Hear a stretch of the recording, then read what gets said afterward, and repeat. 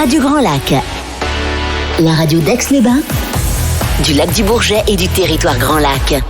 Bonjour à tous, vous qui nous écoutez, vous ici présents dans le studio, bienvenue sur Radio Grand Lac. C'est Anne Pia au micro. Vous venez de franchir les portes de l'épicerie culturelle du territoire, l'émission de Radio Grand Lac où il sera toujours question d'art, de culture et de territoire, ou pour reprendre une expression de Baudelaire, on s'enivre de vertu. Alors aujourd'hui, tout en respectant parfaitement les gestes barrières, nous allons avoir la chance de parcourir à plusieurs des kilomètres à travers des vallées, des sommets, suivre des traces chez nous en Savoie, ailleurs, un peu plus loin, bien plus loin même d'ailleurs, avec mes invités. Bernie Leonardi qui nous parlera de son aventure pittoresque après avoir pris la décision d'enfiler ses baskets. Bonjour Bernie. Bonjour. Cyril Robert qui s'est lancé avec audace et courage.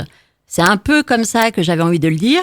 Avec son cheval parcourant plus de 800 km en Haute-Savoie, et ça déborde de la Haute-Savoie un peu, hein ? Savoie, Haute-Savoie, oui. Savoie, Haute-Savoie. Bonjour Cyril. Bonjour. Éric Sampère qui nous fera quant à lui franchir les limites de notre territoire pour nous ouvrir à d'autres sommets que compte le Bhoutan, avec de superbes clichés qu'on espère bientôt avoir la primeur de les admirer dans une expo, j'espère Éric. Ben avec plaisir. Bonjour Anne. Bonjour. Et bien sûr, notre chroniqueuse, Virginie Rigaud de la librairie Chemin Faisant, qui nous proposera des œuvres littéraires en lien avec le thème de ce jour. Bonjour Virginie. Bonjour. Et c'est vraiment une grande joie de vous accueillir ici. Merci vraiment d'être venue. C'est un cadeau très précieux que vous nous faites d'être là. Mais juste avant de rentrer dans le vif du sujet, laissez-nous emmener en musique sur un chemin qui nous éveille à l'amour d'une personne, d'un paysage, d'un sentiment, de l'effort aussi peut-être, avec Diana Krall de Look of Love.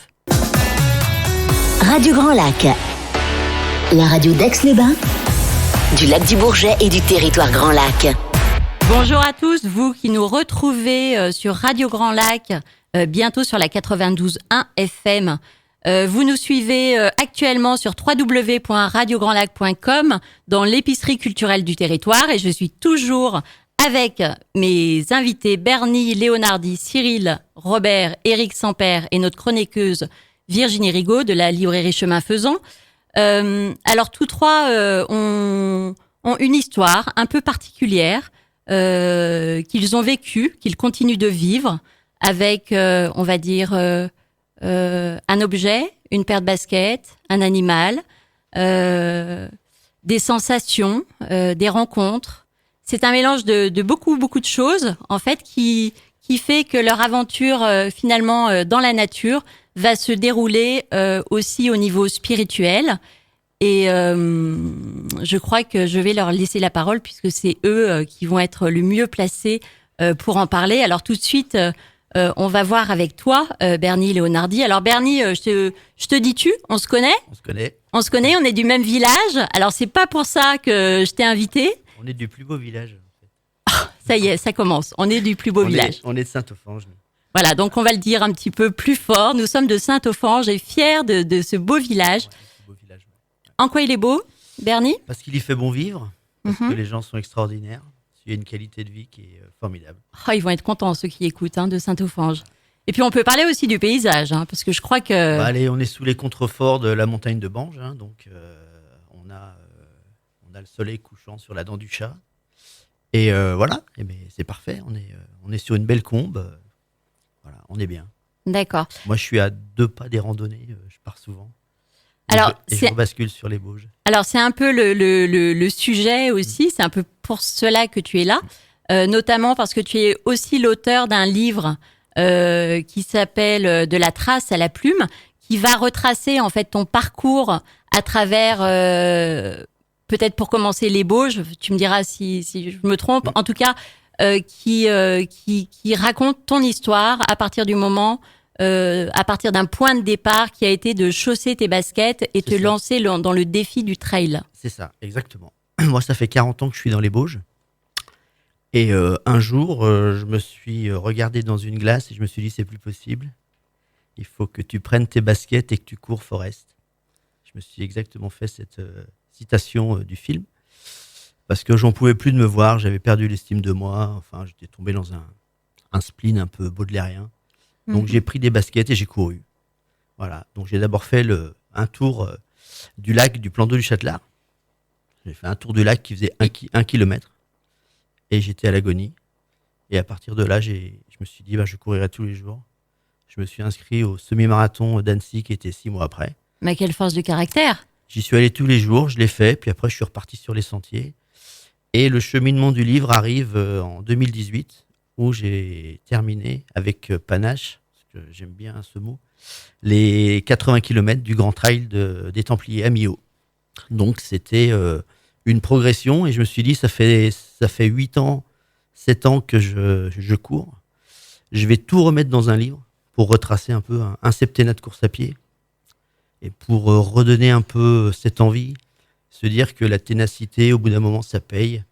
Plus on y va, voilà. Donc, Alors, il s'est passé combien de temps entre le moment où tu as démarré et cette course 7 ans. 7 ans. 7 ans avec...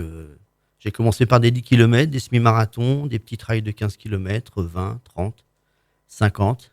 Et puis après, on se lance et puis après, on ne peut plus s'arrêter. Alors, est-ce que tu étais quand même quelqu'un qui était sensible à la nature déjà auparavant, ou tu as découvert cette sensibilité? Non. Moi, j'étais toujours sensible à la nature par mon père. Mon père qui m'emmenait tout le temps en montagne, qui m'a appris les rudiments du jardin. On est des gens de la terre chez nous. On a les pieds bien posés dessus. Donc, non, mais je l'avais perdu en fait. Je m'étais rendu compte que je l'avais perdu. Je partais, je faisais de la musique aussi. Donc, on était partis dans des paradis un peu artificiels, quoi.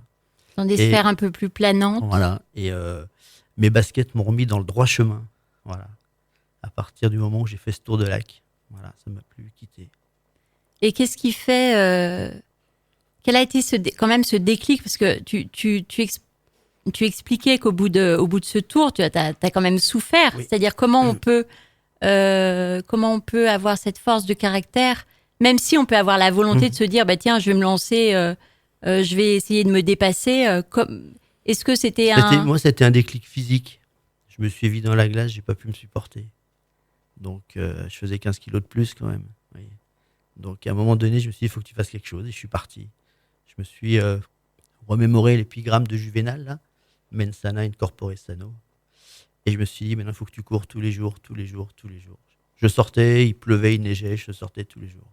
Tous les jours. Et au bout d'un moment, la forme revient très, très vite. Et puis après, une fois que c'est reparti... En plus, moi, je suis un contemplatif, j'adore la montagne. J'adore mon massif des Bauges. Donc, voilà. Il fallait que je lui rende un bel hommage dans ce livre. Alors, dans ton livre, tu parles de manière assez touchante, d'ailleurs, ton lien avec tes amis qui vont finalement, qui sont là sur le parcours, qui vont t'aider. Ah oui, ils sont tous là.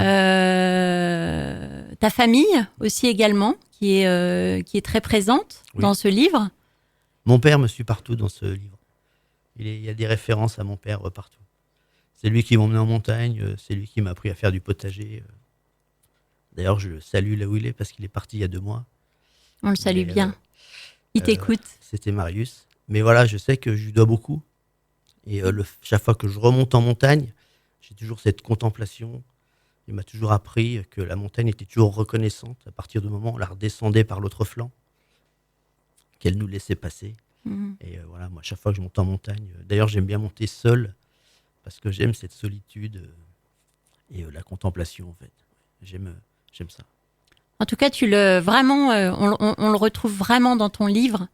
Bon, j'ai pas d'intérêt à ce qu'il se vende, hein, pas du tout. Mais comme je te disais hors antenne, moi, c'est un livre. On commence un chapitre, et on a envie d'enquiller sur le deuxième. Et vraiment, je trouve que c'est bourré de tendresse, c'est bourré de sensibilité, c'est beau. À différents niveaux, parce qu'on sent vraiment, en fait, c'est vraiment l'histoire aussi de ton dépassement, via aussi ses efforts, enfin cette contemplation, enfin il y a vraiment plein de choses. C'est un plaidoyer en fait pour les panoramas sublimes qu'on a ici dans notre Savoie, dans les Bauges, hein, qui sont aussi beaux que partout, comme au Bhoutan, hein, comme nous expliquerait Eric. Et c'est surtout un plaidoyer aussi de l'effort et de la ténacité quand on veut quelque chose. Moi, j'ai ce livre, il est très porté sur une citation d'Albert Camus qui dit « En vérité, le chemin importe peu. La volonté d'arriver suffit à tout. » Donc, il suffit de vouloir quelque chose. Et si on a la ténacité d'y aller, je crois qu'il ne peut rien nous arriver, en fait. Je crois que je vais la retenir et je vais Ouais, l'appliquer dans ma vie. Moi, depuis 10 ans maintenant, elle me suit partout. Voilà, je sais que rien n'est impossible, en fait. Tu peux la redire une autre fois, s'il te plaît ? En vérité, le chemin importe peu. La volonté d'arriver suffit à tout. C'est dans le mythe de Sisyphe. Et donc voilà, moi j'essaie de sortir le plus souvent possible parce que moi je m'émerveille tout le temps, quoi. Il suffit. Alors je suis pas allé au Bhoutan, mais les Alpes me suffisent suffisamment. Et j'aime bien la montagne, surtout la montagne d'alpage. J'aime pas monter au-dessus de 3000 parce que après il y a beaucoup de minéral et moi ça me plaît pas trop. J'aime bien la montagne à vache. 2005 à 2005, moi c'est mon terrain de jeu favori. Voilà. Alors Bernie, pardon, je te coupe, tu voulais... Non, je voulais rendre un hommage aussi au massif des Bauges, à ce joli massif quoi, qui est cerné de 4 grosses métropoles et qui arrive toujours à garder cette espèce de sérénité. Voilà. C'est hyper préservé, en plus les Bauges, c'est vraiment un endroit qui est incroyablement préservé. Quand on monte dans les Bauges et qu'on passe même le Châtelard, qu'on va sur les Hauts-de-Bauges, on a cette espèce d'air pur, ce petit côté qui est comment dire, qui est préservé de tout. Voilà. Des fois, moi, je passe des journées dans les Bauges, je suis tout seul, je vois personne. Je vois un renard et quelques chamois, quoi. Voilà. C'est ça qui est bien. Bon. On aurait envie de continuer. Je vais être un peu obligée d'écourter, d'avancer. Je vous ai demandé en fait à chacun une musique qui a du sens en fait dans ton aventure. Tu as choisi The Lucky Guy de Ricky Lee Jones qu'on va écouter dans un petit moment. Est-ce que tu peux juste nous préciser ou nous dire en quoi cet artiste ou cette musique a pris sens ? Moi, l'artiste Ricky Lee Jones, tout ce qu'elle fait, ça me rend heureux dès que je l'écoute. D'accord, on va l'écouter. Voilà. Radio Grand Lac, la radio d'Aix-les-Bains, du lac du Bourget et du territoire Grand Lac. Bonjour à tous, vous qui nous rejoignez, toujours Anne Pia dans l'épicerie culturelle du territoire sur www.radiograndlac.com que vous retrouverez bientôt sur le 92.1.fm. Je suis toujours avec mes invités qui sont Bernie Leonardi, Cyril Robert, Éric Samper et notre chroniqueuse Virginie Rigaud. Alors on a vraiment été vous nous avez raconté une belle histoire, en tout cas tu vois, ça y est, je commence à bafouiller. Tu nous as raconté une belle histoire en tout cas, Bernie, et je crois que finalement vous avez quand même beaucoup de points communs à votre histoire, Cyril, puisque tu vas nous parler un petit peu de la tienne, qui est une sacrée aventure aussi, vécue avec, personnellement, que je trouve aussi beaucoup d'audace, comme je l'ai déjà dit tout à l'heure. Partir comme ça avec son cheval et parcourir 800 kilomètres, je me demande qu'est-ce qu'on peut bien se dire un matin en se réveillant. Tiens, je vais prendre mon cheval et je vais faire un petit tour pour 800 kilomètres. Comment ça se passe? Dans quel contexte? Comment ça arrive, ça? C'est vrai qu'il y a beaucoup de choses qui viennent en même temps. J'ai grandi dans une ferme pédagogique au Montcel. Donc j'ai toujours baigné avec les chevaux. Voilà, mes parents avaient du coup des chevaux de la race Fjord. Parce que mon père voulait faire de la traction animale. Et il s'est avéré qu'au final, Kamae, donc la jument avec laquelle j'ai fait ce voyage, est la dernière jument qui m'est restée de cette époque. Donc voilà, c'était une envie que j'avais aussi de découvrir un peu les terres de Savoie, qui sont les terres de mes ancêtres. Et du coup, à chaque fois, je procrastinais, je reportais, je me disais oui, bon, on le fera bien. D'accord, donc c'était quand même un rêve. C'était une idée, je dirais. Que tu nourrissais. Une idée, quoi. C'est comme on a tous des petites idées dans notre tête à dire ouais, je ferai ça. Enfin, on pense aux choses les plus folles qu'on a envie de faire. mais qui sont quand même à notre portée, en fait. Je pense qu'on a tous dans notre inconscient ce côté-là. Alors moi, c'est Saint-Jacques-de-Compostelle, la route de Saint-Jacques-de-Compostelle. Et je ne sais pas si un jour j'aurai le courage et l'audace, en tout cas, de prendre mes baskets, pas celles de Bernie, mais les miennes, et prendre la route. Mais c'est exactement ça. Et on se pose aussi la question, et moi aussi je me suis posé la question. Mais je pense qu'en fait, on vit un peu dans un monde qui nous permet pas vraiment ou en tout cas qui nous donne pas forcément le courage de passer le cap. C'est-à-dire qu'on est quand même dans une dynamique où faut gagner de l'argent, faut faire sa vie, faut entre guillemets réussir. Et du coup, toutes ces petites idées, on a du mal à les incruster dans notre réalité. Parce qu'elles y trouvent pas forcément leur place. Elles trouvent leur place dans notre tête, mais pas vraiment dans la réalité. Et pour ma part, du coup, c'est le décès. On en revient souvent. Du coup, qu'est-ce qui va déclencher quelque chose, une aventure comme celle-ci? Ça va être le décès d'une de mes juments, une autre jument Fjord, donc du coup, âgée à peine de 15 ans. Et à cette époque-là, Kamae avait déjà 19 ans.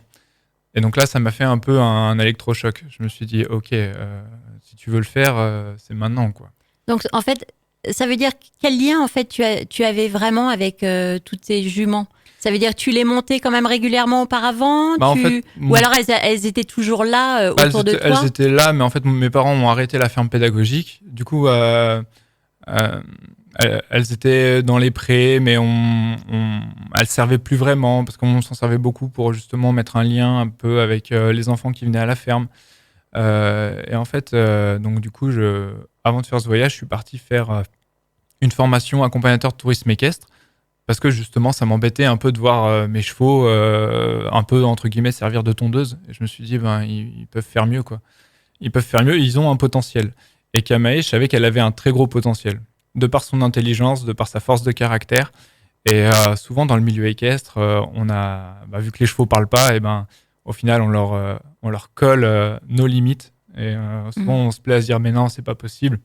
Alors qu'en réalité, c'est nous-mêmes qui nous posons ces barrières.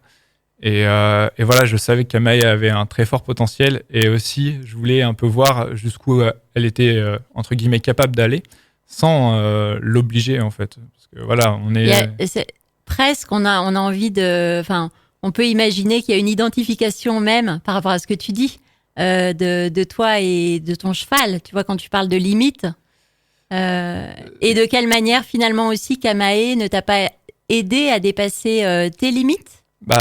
C'est ça en fait. Hein. C'est voir à travers la montagne, donc en Savoie. On se confronte un peu aux éléments et voir où sont mes limites, mais voir où sont ses limites. Et en fait, on est censé et on doit faire qu'un dans ces moments-là. Et en fait, c'est où sont nos limites. C'est-à-dire qu'à un moment donné, c'est tout bête, mais par exemple, un sentier qui passe pas pour le cheval, mais qui est très facile pour moi, ça va être notre limite à tous les deux, parce qu'on est ensemble. C'est beau, hein. Du coup, on va trouver un itinéraire bis. Sacrée aventure. Hein. Voilà. Et en fait, vraiment intégrer le cheval et découvrir la Savoie autre que dans un rayon de 30, 40 km où on aime bien se revendiquer fier d'être savoyard. Mais au final, je me suis rendu compte qu'on se cantonnait, entre guillemets, à part quelques exceptions, au territoire qu'on connaît déjà. On aime bien la station d'hiver, on aime bien... on a nos petites habitudes en fait en tant que savoyard. Et j'ai été sidéré de voir la diversité des paysages en Savoie. C'est juste hallucinant, quoi. Je trouve ça super beau, en fait, parce que généralement, on a toujours envie de se dire, tiens, on va partir découvrir d'autres horizons. Et finalement, on connaît toujours... ce qu'on connaît le moins, c'est souvent chez soi. Et je trouve ça assez merveilleux de se dire, tiens, je vais partir visiter, en fait, ce qu'il y a autour de moi. Je trouve ça d'une beauté. C'est exactement ça aussi. Enfin, je pense que, comme on en avait déjà parlé, on pourrait en parler pendant des heures. Mais on a tendance à toujours croire que l'herbe est plus verte ailleurs ou que nos problèmes seront plus petits ailleurs, à l'autre bout du monde. Et en réalité, on a tout ce qu'il nous faut ici. Et je pense qu'on a la chance d'avoir une très très belle région. Je pense que ailleurs, il y a peut-être un peu moins de richesse au niveau de la diversité des paysages, de la faune, de la flore. Mais c'est pas grave, dans le sens où si c'est chez nous, si on se sent appartenir à cette terre, et ben ça veut dire qu'il y a tout à développer. Et pour moi, c'est là-dedans où je retrouve un peu l'authenticité, le patrimoine, le territoire. Voilà. Alors ton parcours, il a été filmé puisque admirablement bien. Je l'ai pas vu en entier, mais en tout cas j'ai vu la bande-annonce et je trouve la qualité des images fort belle par Morgane Maule, qui est une de tes amies, je pense. C'est ça, exactement. Oui. Comment ça s'est passé? Elle t'a suivi tout le long de ton parcours. Alors combien de temps déjà ça a duré? Parce qu'on sait que tu as parcouru 800 km, mais en combien de temps? En 1 mois. En 1 mois. Voilà. En 1 mois, et pour du coup revenir à Morgane, moi du coup à la base je savais que j'allais partir du fait justement de ce que j'avais vécu, d'avoir perdu un cheval et vraiment d'avoir fait basculer mon idée de projet de voyage dans la réalité, de me dire je me mets une date butoir et à cette date je pars, quoi qu'il en coûte, quoi qu'il en soit. Et donc j'ai appelé Morgane, qui est une amie de longue date, et à part elle, pour moi personne ne pouvait filmer ce genre d'aventure. Je savais qu'elle avait la force de caractère nécessaire. On a déjà eu des petits projets ensemble. Voilà, elle est du métier de l'audiovisuel. Elle travaille sur Paris. Et pour moi, voilà, c'était elle, ou alors je partais comme ça avec mon sac et mon cheval. Et elle a réussi à se libérer 1 mois. Et en fait, tout s'est enchaîné petit à petit. On n'avait vraiment aucune visibilité sur l'aventure, après sur la construction de l'aventure. Et donc après, on a fini par démarcher Canon, qui ont pu nous envoyer un bon objectif pour pouvoir filmer. Donc on a eu un partenariat avec Canon. Après moi j'ai eu un partenariat avec la sellerie Gaston Mercier pour la selle, qui m'ont prêté une selle aussi pour faire de la randonnée un peu plus au long cours. Et en fait tout s'est enchaîné super bien en fait. Jusqu'à maintenant tout s'enchaîne très bien parce qu'on se met pas la pression et parce que ça nous passionne, je pense aussi. Et voilà, en fait Morgane m'a suivi par intermittence et on se donnait rendez-vous sur des points stratégiques pour filmer, voilà. Alors, qu'est-ce que finalement, par rapport à cette aventure, qu'est-ce qui a changé ta vie? Ou alors, qu'est-ce que tu en retiens? C'est une question très difficile parce que je pense que ce que j'en retiens, c'est vraiment quelque chose ouais, je dirais de l'ordre du spirituel un petit peu, où c'est vraiment une certaine introspection qui m'est propre, quoi. Mais c'est simplement dans ma relation à l'animal, ça a changé beaucoup de choses. J'ai appris à me décentrer en fait. Souvent on pense voilà, je vais partir avec mon cheval, alors que voilà, on part ensemble, elle a des besoins, la jument a des besoins, j'ai des besoins aussi. Et c'est écouter l'être vivant et pas forcément juste écouter l'humain. Voilà, et en fait se rendre compte que si on veut avancer ensemble, on peut aller très loin, même plus loin que si on est seul par moment. Et voilà, c'est vraiment, je dirais que c'est d'arriver à mieux écouter. Parce que c'est facile de dire j'écoute mon cheval. Tous les cavaliers adorent dire ça, mais moi j'ai une super relation avec mon cheval. C'est facile, le cheval il parle pas, donc voilà. Mais au final. Mais je pense qu'aussi le fait que ce soit dans la durée, c'est-à-dire que peut-être qu'on peut se le dire quand on monte 1 heure, 2 heures, voire une journée. Maintenant, pendant 1 mois, je pense qu'effectivement, le cheval à part entière est un vrai soutien et un vrai compagnon de route. Et puis dans un terrain comme la haute montagne ou la moyenne montagne, si on n'est pas dans le vrai, ça marche pas. Enfin, je veux dire, il y a pas de secret. C'est-à-dire que là, voilà, on est dans de l'authenticité, on est dans quelque chose qui, on a beau dire, on a une super relation avec son cheval. À un moment donné, quand on se retrouve à 3000 mètres d'altitude, qu'on ne sait pas où on va dormir, qu'il y a des éclairs, si on n'est pas en phase avec son cheval, le cheval, il fait demi-tour, il part au grand galop et puis on ne le revoit pas, quoi. Donc, voilà. À un moment donné. On est dans le concret, là. Voilà, c'est plus pour dire, voilà, c'est pas. J'ai une relation avec mon cheval, on va la tester. Est-ce que c'est juste moi qui me dis, j'ai une super relation, comme beaucoup se le disent, mais après, à un moment donné, il faut concrétiser, il faut se dire, allez, on va tester ça. Et au final, le milieu naturel, les montagnes, les vallées, c'est le milieu du cheval et c'est elle qui m'emmène dans ce milieu-là. Ok, merci Cyril. Juste pour finir, tu as choisi d'écouter d'écouter et de nous faire écouter la musique du film Himalaya. Est-ce que tu peux nous préciser en quoi cette musique résonne ou a résonné, en tout cas dans ton voyage, dans ta vie? Ça a été, ce film, je l'ai vu, j'étais encore assez jeune. Et au final, c'est une chanson qui, sans l'avoir réécoutée, m'a porté tout au long de la préparation. Et je pense que c'est ce qui m'a ressourcé et donné l'énergie pour préparer ce voyage. Alors on va l'écouter tout de suite. Radio Grand Lac, la radio d'Aix-les-Bains, du lac du Bourget et du territoire Grand Lac. Rebonjour à tous, vous qui nous rejoignez sur Radio Grand Lac, www.radiograndlac.com dans l'épicerie culturelle du territoire. Aujourd'hui, je suis avec 3 invités, Bernie Leonardi, Cyril Robert, Éric Samper et Virginie Rigaud, notre chroniqueuse. Nous parlons, il est question de sommet, de contemplation, de communion avec la nature, avec soi-même, de dépassement de soi, enfin de beauté de notre environnement. Alors, nous avons vu dans cette première partie d'émission, nous sommes restés plutôt sur le territoire avec l'histoire de Bernie Leonardi et de Cyril Robert. Nous étions bien implantés en Savoie, mais comme toute personne ouverte, il faut aussi parfois quitter son territoire. Et là, c'est Éric Samper qui va nous faire parcourir des kilomètres et des kilomètres pour arriver au Bhoutan. Un lieu qui est quand même bien méconnu, n'est-ce pas, Éric ? Oui, tout à fait, oui. Eh bien, on va quitter un petit peu ces petites montagnes qui sont fort belles, les Bauges, et aussi la démarche de Cyril et l'éloge de la lenteur avec son cheval, et on va partir au Bhoutan.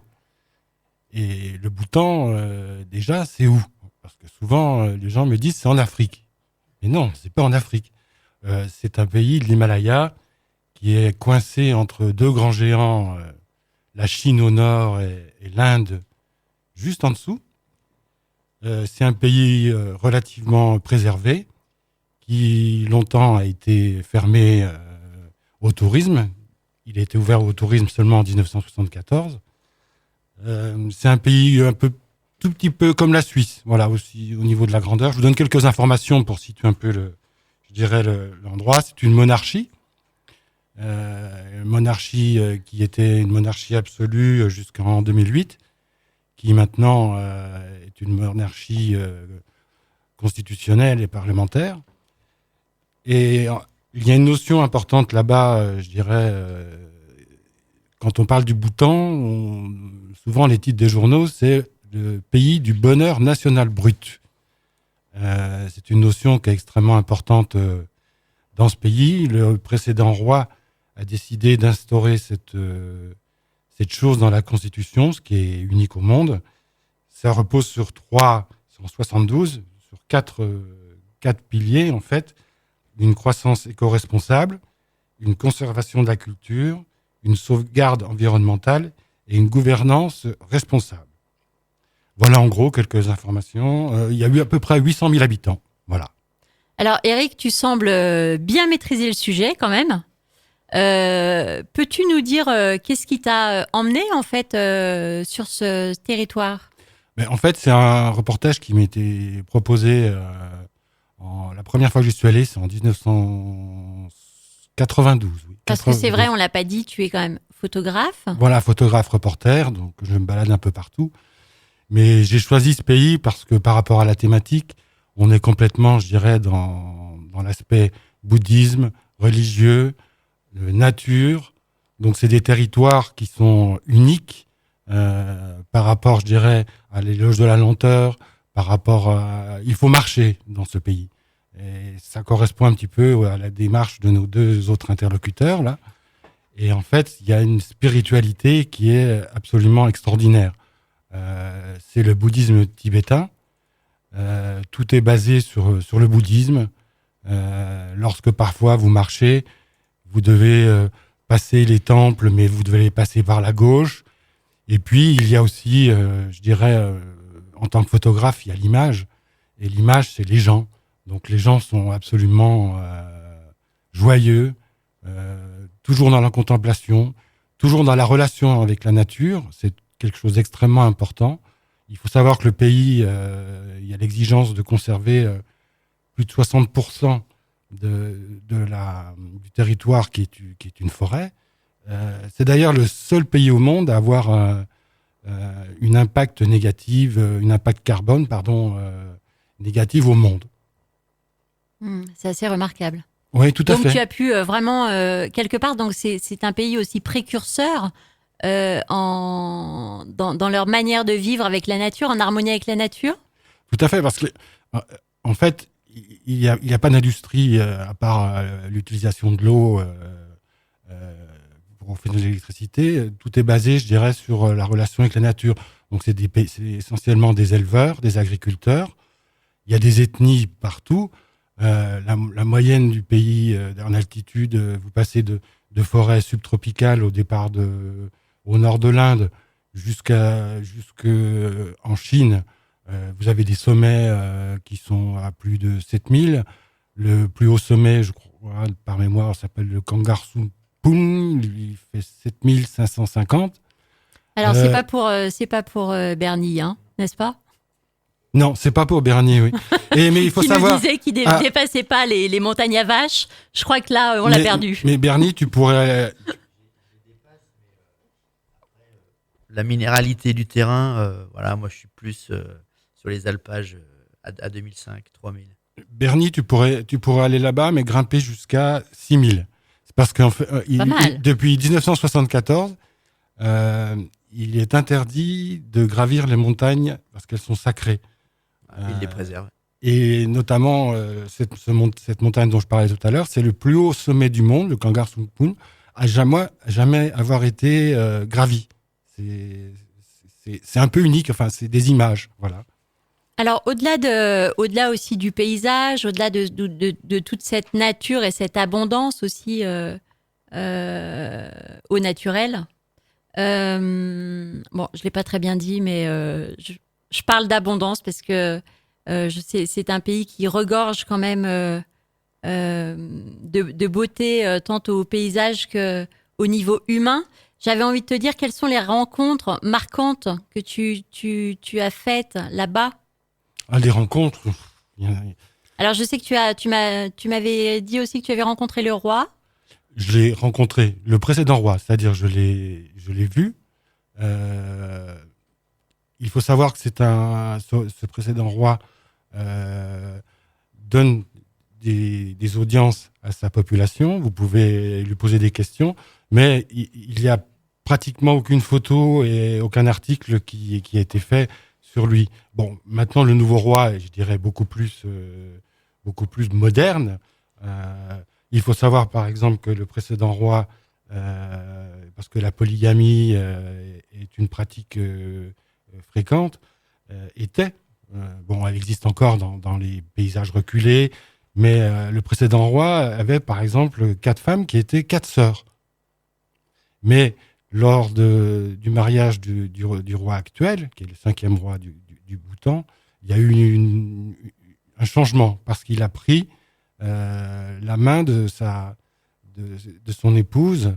Donc, en fait, ce qui traduisait un changement dans l'évolution des choses. Voilà. Dans le comportement. Le comportement, ouais. Mais il y a plein d'images. Moi, je peux vous donner plein d'images, parce qu'en fait, je suis photographe, mais je vais essayer de les traduire. Alors, ce qu'on va faire, de toute voilà. façon, aussi sur la page Facebook et de Radio Grand Lac et de l'énergie culturelle, de l'épicerie, culturelle du territoire, nous allons, et oui, ça fait beaucoup rire, nous mettrons des photos, en tout cas pour illustrer, des photos que tu as prises pour illustrer si on veut être un peu dans l'étonnement, on parle aussi de la relation avec la nature, de la prospérité. Il y a des images qui sont superbes là-bas à faire, par exemple de phallus. Voilà, le phallus quand même, c'est symbole de fertilité, de prospérité. Et ils n'hésitent pas, je crois, à faire de belles manifestations. Notamment les maisons, par exemple, sont décorées d'énormes phallus. Et puis, lors des grands festivals qui s'appellent les Tséchou, qui durent sur plusieurs jours, vous avez des clowns qui s'appellent les Apsaras, qui se promènent avec des phallus en bois pour aller voir ces jeunes filles. Enfin, c'est des images, je pourrais vous en donner plein, mais celle-ci est un peu, je dirais, symbolique. Là, on part un peu, c'est une autre forme de spiritualité. Et il y a l'Aya, par exemple, la vallée de l'Aya, qui est un endroit où... Parce que le trek est très important. Le tourisme prépondérant est avant tout culturel, mais le trek, vous pouvez faire des treks extraordinaires, ce qui rejoint un peu, je dirais, l'aspérité, les envies de mes précédents amis interlocuteurs. Et je crois aussi qu'il y a pas mal, au Bhoutan, il y a pas mal de voyages spirituels qui sont organisés. Bien sûr. Des séjours spirituels, Ouais. plus exactement. Bien sûr, vous pouvez aussi dormir dans un dzong qui est. Qu'est-ce que c'est un dzong? Un dzong, c'est comme un château. C'est une image, hein, c'est pour aller un peu vite, mais qui rassemble l'aspect spirituel, donc avec tout le monastère, l'aspect administratif. Il faut savoir que les locaux ont l'interdiction, doivent uniquement rentrer dans ces univers avec le costume traditionnel. Moi, la première fois que je suis allé, il s'appelle le Go et la Kira, le Go pour l'homme et la Kira pour la femme. Quand je suis allé en 1992, le djinn était interdit. La télé et Internet, elle est simplement... il y avait l'interdiction avant 1999. C'est le dernier pays au monde, en fait, à avoir eu la télévision. Donc, on est quand même dans un pays qui a, non pas rattrapé son retard, mais reste dans la préservation, mais qui a quand même, je dirais, qui avait auparavant quand même des aspects un peu atypiques, complètement atypiques. Bon, Eric, je suis obligée de t'interrompre Mais... ici. Je crois qu'en fait, il faudrait qu'on fasse une émission de 2 heures, n'est-ce pas? Non, je plaisante. Et nous allons marquer une courte pause en musique avec Elis Regina. C'est ça, Bernie? Tu peux... Non. Non, c'est pas mon morceau à moi, mais on peut le passer. Hein. Ça me va très bien. Radio Grand Lac. À Aix-les-Bains et autour du lac du Bourget. Votre radio. Votre radio. Bienvenue, vous tous qui nous rejoignez sur Radio Grand Lac dans l'émission L'épicerie culturelle du territoire. Nous retrouvons notre chroniqueuse passionnée et libraire de la librairie Chemin Faisant. Alors Virginie, je sais que tu nous as préparé une sélection d'ouvrages en lien avec le thème d'aujourd'hui. Est-ce que tu peux nous en parler ? Oui, alors je vais vous parler tout d'abord de la Citadelle des Neiges pour faire un peu écho à ce que Eric Sampers vient de nous raconter. Donc il s'agit d'un livre de Mathieu Ricard qui s'appelle la Citadelle des Neiges, qui existe vraiment, mais il se garde bien de nous dire où ça se trouve pour garder secret ce lieu, qui est un lieu sacré et qu'il faut vraiment préserver de toute visite de touristes intempestive, en fait. Donc, il s'agit d'un petit conte initiatique. C'est l'histoire de Dan Chen, un jeune garçon qui grandit dans une famille paysanne, mais on s'en rend tout de suite compte, il a quand même beaucoup de dispositions et de prédispositions pour la spiritualité. Et il va être emmené par son oncle, qui est ermite, vers la Citadelle des Neiges. Ça va être alors le début du chemin, et ça va nous permettre de découvrir tous les somptueux paysages du Bhoutan, mais aussi le début d'un chemin spirituel. Et chaque pas, chaque découverte qu'il fera avec cette personne sera un pas de plus vers la sagesse et sera une leçon sur les choses quotidiennes de la vie, mais aussi une leçon pour devenir sage. Et c'est vraiment ce qui va arriver à cet enfant, puisqu'il va construire sa vie comme ça et devenir un grand maître spirituel. C'est un conte qui est paru quand, Virginie ? Oh, il est paru quand même il y a déjà une bonne quinzaine d'années, mais je trouve. Il a eu du succès ? Ah oui, énormément. Beaucoup de succès. Tu peux nous rappeler le titre ? Donc c'est la Citadelle des Neiges de Mathieu Ricard, et je trouvais ça en plus rigolo de faire le parallèle, parce que je sais pas si vous le savez, mais Mathieu Ricard, il est né à Aix-les-Bains. Non. Si, en 1946. Ah bon? Ah bah alors Donc ça. ça faisait un lien supplémentaire, je trouvais ça sympa, quoi. Ah bah écoute, je savais pas. Très bien. Ah oui. Alors le deuxième ouvrage que tu nous recommandes. Donc il s'agit des 8 montagnes de Paolo Cognetti. Et là, je voulais plus aborder l'aspect contemplatif de la nature et plus particulièrement de la montagne. Donc c'est un roman qui est traduit de l'italien.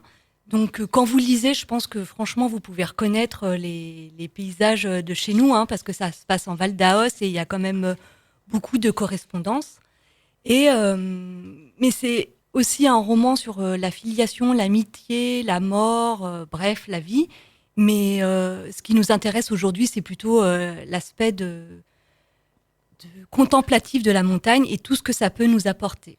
Donc là, il est dans quelle montagne? Il parle de quel mont? Eh ben, ça se passe plutôt dans le Val d'Aos. Mais ce que je voudrais qu'on retienne de ce livre, c'est 3 aspects qu'on peut avoir de la montagne. Le père du narrateur, en fait, lui, ce qui l'intéresse, c'est grimper, toujours avec acharnement et toujours par la ligne la plus droite pour atteindre les sommets. Sa mère, à elle a plutôt une perception de la montagne qui ressemble plus à de la montagne à vache, hein, du coup, puisque elle aime bien s'asseoir au milieu des prés, regarder toutes les fleurs qui sont à ses côtés, pouvoir, si possible, tremper ses pieds dans l'eau et regarder les cimes au loin. Alors, pour le coup, moi, c'est plutôt quelque chose qui me correspond plus à moi aussi, hein, qui ai aussi grandi plutôt dans cet univers-là. Et puis, vous avez aussi un autre aspect qui est décrit par Bruno. En fait, c'est le 100% local de l'étape, hein. Clairement, lui, il vit dans la montagne, c'est sa vie. Mais ce qui est super intéressant dans ce roman de Paolo Cognetti, c'est que il nous dit que la montagne, c'est pas que le rêve, c'est aussi la dureté. Et à la fin, Bruno, il va tout perdre en fait. Il va perdre sa ferme, ses vaches, sa femme, et sa vie va rester là. Et voilà, la montagne, c'est pas que la joie, que le bonheur et que des choses super belles. Et finalement, le narrateur, c'est vraiment très autobiographique, hein, puisque l'auteur il vit aussi 6 mois de l'année dans la montagne. Et lui, il va vouloir embrasser toutes les montagnes, et c'est pour ça que le livre s'appelle Les 8 montagnes. Il va faire le tour des montagnes et aller jusque dans l'Himalaya. Donc ça rejoint aussi un peu le Bhoutan, Mathieu Ricard, la Citadelle des Neiges, et voilà. Donc pour moi, c'est vraiment un lien, et voilà tout ce que j'avais envie de vous transmettre sur ces jolis textes. Donc finalement, en fait, ce que j'en retiens et ce que tu dis, en tout cas, moi, ça m'évoque que cette montagne si diversifiée, en fait, c'est un peu comme le chemin de la vie, avec, oui, bien sûr, toute cette part de contemplation, de beauté, de bonheur, et ces difficultés qu'on peut retrouver. Oui, c'est tout à fait ça. C'est un chemin ardu parfois, voilà, et merveilleux à la fois. Contemplatif et spirituel. Très bien. Alors, c'était les 2 ouvrages que tu voulais nous présenter. Je sais que tu vas accueillir aussi dans ta librairie l'ouvrage de Bernie Leonardi. Oui, c'est ça. Et j'ai aussi le DVD à la vente de Cyril Robert des Vallées en Sommet. Voilà. Donc, la boucle est bouclée. Si, chers auditeurs, vous êtes intéressés en tout cas par ces ouvrages, vous savez maintenant où les trouver. Également, vous pouvez retrouver plus d'informations sur les sites de Cyril Robert, également sur celui d'Éric Sampère, au niveau des photographies du Bhoutan et peut-être de l'histoire. Lénie, sur ta page Facebook?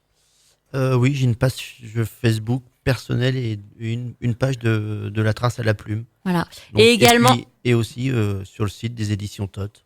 Voilà mon éditeur. Ok. Et également sur la page Facebook de l'épicerie culturelle du territoire, vous retrouverez toutes les informations. Il est bientôt temps de nous quitter. Je vous remercie vraiment d'avoir accepté d'être là, Bernie, Cyril, Eric et Virginie. Merci à toi. Merci. Merci.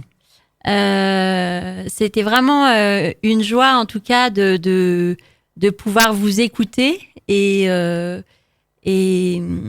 pouvoir partager avec vous votre histoire, votre passion, qui est aussi notre passion et tout ce qui nous anime et qui nous rend vivants quelque part. Je voulais aussi remercier Sandra et Jean-Pierre pour votre soutien pour la technique, mais pas que. Il n'y a pas que la technique dans la vie, pour tout ce que vous nous donnez et tout ce que vous permettez. Alors je vous dis à très bientôt, dans 15 jours, dans une prochaine émission de l'épicerie culturelle du territoire. À bientôt, ça sera dans 15 jours.